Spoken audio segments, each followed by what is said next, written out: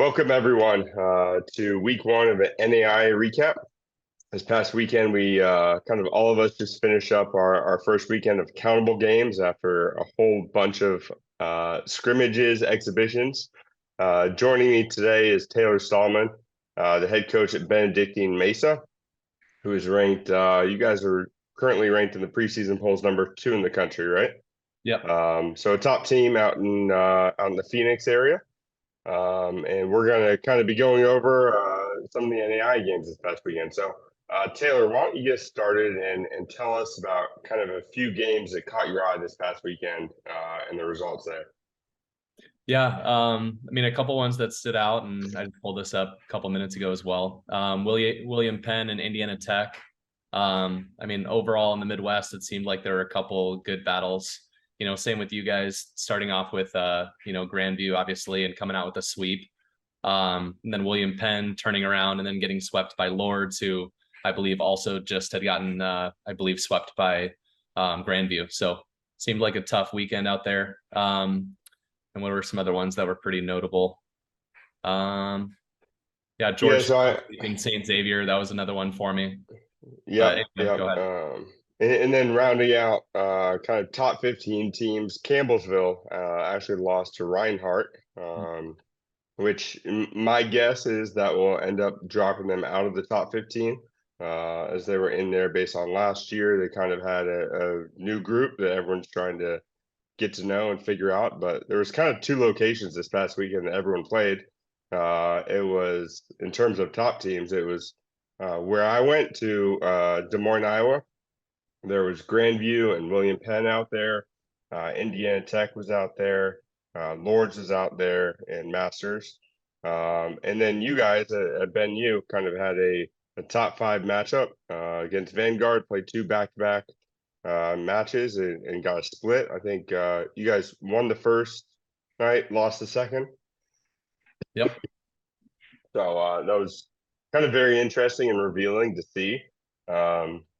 There was a couple other NAIA teams that didn't really get tested the first weekend or haven't even played actually. So Ottawa and Arizona, I think you guys are playing them tomorrow, right? Yeah, we are their season opener. So we'll be entering some hostile territory going in there to their place at 6 p.m. Arizona time.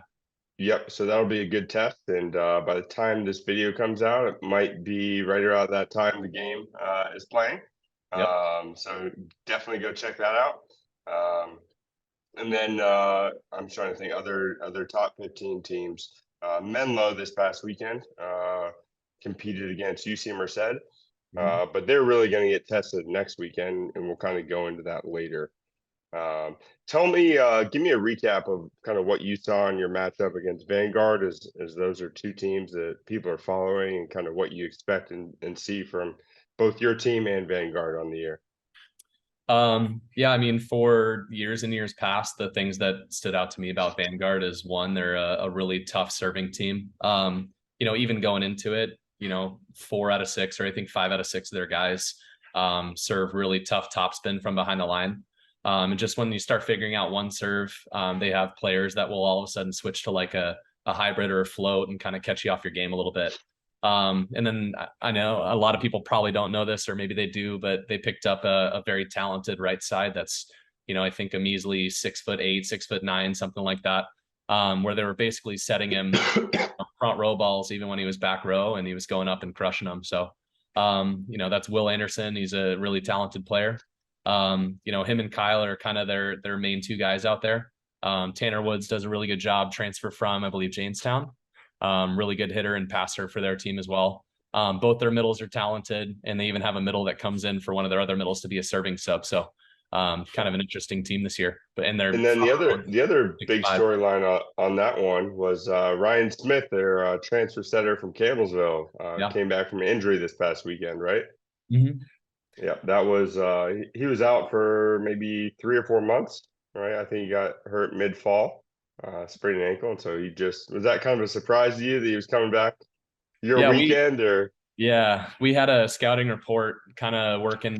We had seen their other setter on some film, and I had heard that he was probably going to be back.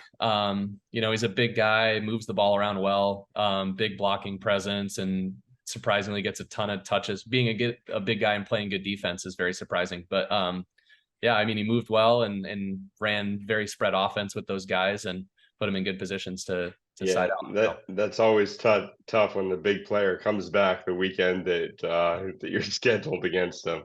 Yeah. Uh, we kind of saw the opposite this past weekend out in Des Moines with William Penn. We were scouting their match against Lords, and Lords actually pulled off a big upset over William Penn in three. But their opposite, reigning National Player of the Year, Landon Krause, went down in that match, and he had some, I think it was shin splints or something. So they pulled him, and we kind of had to prep for him the next day, but he ended up not playing. Mhm. Um, so they're definitely a very different team without him, and we'll get to play them again in about 2 months over spring break as they come out west, and so hopefully he's back. Should be some interesting matchups there. Mhm. All right, so you mentioned Will Anderson. Are there any other kind of, as you're looking through this past weekend, any other new players or teams or kind of people to watch for the NAIA fans this year that you would kind of want to point out? I mean, obviously you would know one better than anybody else, probably listening to this, but Nolan Flexen is probably one of the most talented players in the NAI this year that I think, we see on Twitter these, like players returning really, top 15. I think they did a little countdown of who the best players in the NAI were. So it's kind of funny seeing that, probably a kid that's in the top three easily wasn't even on that list. Same with Will. So I'd say those two are probably the biggest ones that I've heard of. But you might know a little bit more than me. But yeah, Nolan on Yeah, the outside for Masters, and then Will Anderson on the right side for Vanguard. Plus yeah. Ryan, he was just a transfer. So Yeah. The other one I saw this weekend, Grandview is a new setter. So they had a really yep. good setter last year. They graduated. Zao Meyer transferred in from BYU. And we watched them play Lords the night before we played them, and he was a very aggressive setter, flying balls around, finding his middle well, and hitting a really nice lefty topspin serve that can score some points. And so he did a great job, and he's definitely a player to watch as he's leading to a really talented Grandview team this year. And then the last one I wanted to bring up in terms of new players, as he's a senior, is Eden Ibrahimovic from Menlo, who we haven't seen in like 3 years now. Mhm. Um, I've been at Masters for the last two, and I haven't seen him play at all. He 2 years ago Menlo was completely shut down for COVID, uh, and then last year Eden gets hurt in the first weekend and was out for the full year. Yep. And so he's considered a top NAI player, and kind of excited to see how they do this year. I think Menlo's the team that didn't really get tested in the first weekend, but they're going out to the Midwest this weekend. That should be very interesting. Kind of leading into that, any big matches that you're going to be following this week that you're interested in seeing? I'll be super honest. We have 3 matches of our own this week, so I haven't really had a ton of time to check out. Those are the matches that you're interested in for sure. Yeah, I'm interested in ours. Like we play UC Irvine on Thursday. That's an exhibition. Tomorrow we, turn around after a very grueling weekend against a couple top fours, and then now we go in or the same top four, and then play, Ottawa's number 3 in the country right away. So pretty tough 4 days in a row. So Yeah, that would be a great test for you guys. There's some more matches going on in the Midwest as the Heart of America start some of their conference play this weekend and weekend two. mhm. And so Missouri Baptist is a top 15 team, and they have a couple matches against William Penn and Grandview this weekend. So that um, should be able to get a good idea of how they stack up to Mhm. some of these other teams as we start to have more just mutual opponents and kind of see where they are. Should be interesting to see if William Penn has Landon Cross back, because again, like we mentioned, that kind of changes their team. And then one other big tournament this weekend, or this upcoming weekend, is, I believe, I want to say it's out in Lords, but it's Lords, Menlo, Georgetown, and Indiana Tech. Those 4 teams are out there, and so I think Menlo plays Lords. Yeah.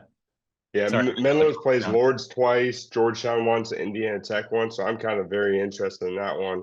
I mean, I got an idea this past weekend of Lords and Indiana Tech. Menlo and Georgetown, that match, I'm kind of very interested to see how that lines up. So, do you guys play Georgetown in a couple months? They come out during spring break. Yeah, I want to say they come out in March, so kind of towards the end of our seasons. Yeah, and then I'm looking right now. So, I mean, Park and Mount Mercy. Mount Mercy, I believe, was receiving votes last year. So that'll be an interesting one coming up this week. And then Siena Heights plays Indiana Tech too. So I'm not sure how Siena Heights is compared to last year, but those might be a couple more to check out.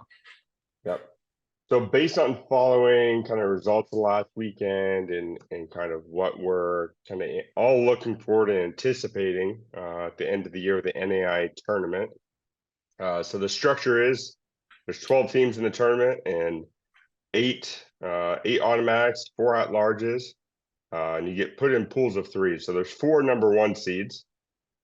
Who would you look at right now and say, you got a good shot at being number 1, or who'd be your 4 teams that you'd put at potentially a number 1 seed this early in the year? And then we can always look back on this in 2 months and realize how wrong we were. Is it any specific order, or you just want any? No, just any 4. Give me what you're seeing, what you like. I mean, tough thing is obviously between like you and Vanguard are both very good this year. Being in the same conference, I think makes that always tough, but both you guys have competitive schedules, so it'll be interesting to see how that plays out.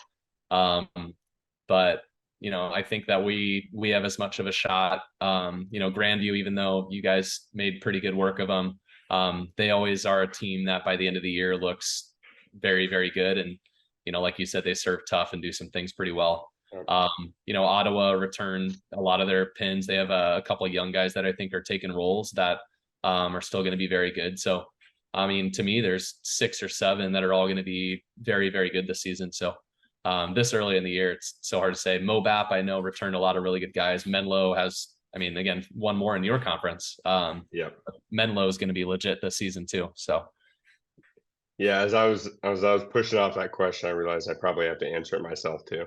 And I feel like the way it's going to land is, I think Grandview is still probably the favorite in the Heart of America. And whoever wins the Heart of America is, I think, very likely to have a number 1 seed. I also think the same thing with the GSAC, my conference, between really those 4 top teams of Masters and Vanguard and Menlo and Ottawa. I think whoever wins that has got a really good shot at a number 1 seed. And then with the 3rd and 4th number 1 seed, I would probably give it to 2 of the 3 of potentially whoever's second in the GSAC has got a good shot at it.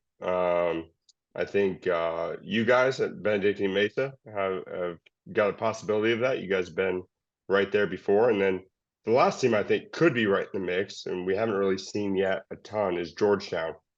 We saw them last year. They got a couple of big arms, and I could see them kind of making a run for a number 1 seed come into the year. So should be very interesting to watch, and hopefully I can continue to make these episodes and bring some more coaches on, and maybe have you on again later in the season and see how we're doing, see if we can update our list a little bit. So good luck this next week. You guys got some challenges ahead of you, and thanks for coming on, Taylor. Thanks, and good luck to you too.